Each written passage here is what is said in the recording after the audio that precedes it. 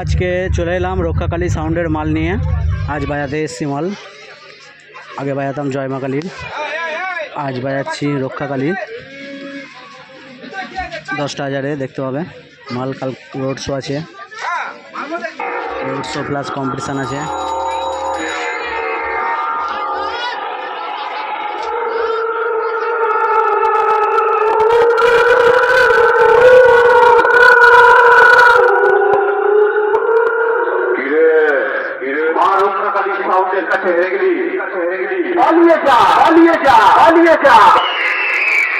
এই দেবীপুর শ্যামনগরের মা রক্ষাকালী সাউন্ডের নজর যার দিকে একবার পড়ে তাকে তুলো ধরা করে ছাড়ে।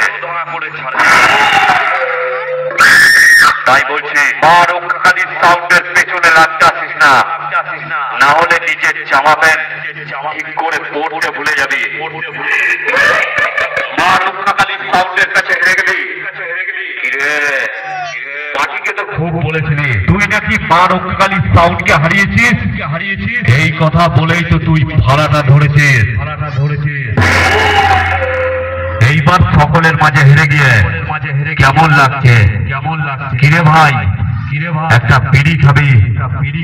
খেয়ে যা, খেয়ে গিয়ে মাথা ঠান্ডা কর। এরপর আবার বলিস মা রক্ষাকালী সাউন্ডকে হারিয়েছে, না হলে তো তোদের আবার ভাড়া হবে না। এটা দেবীপুর শ্যামনগরের মা রক্ষাকালী সাউন্ড। ইউটিউব লাগে না, পাবলিক সামনাসামনি কম্পিটিশন দেখে ভাড়া করে। আমি দেবীপুর শ্যামনগরের মা রক্ষাকালী সাউন্ড। যতদিন এই মাইক লাইনে থাকবো তোদের রাতের ঘুম কেড়ে নেব।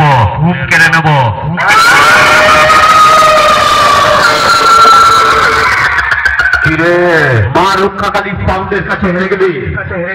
রেডিও হয়ে গেলি তো? ওকে জুতোর মালাটা পরিয়ে বরণ করে বাড়ি পাঠিয়ে দে। এটা দেবীপুর শ্যামনগরের মা রক্ষাকালী সাউন্ড। ও বাড়ি গিয়ে ভাবু কার সামনে পড়েছি।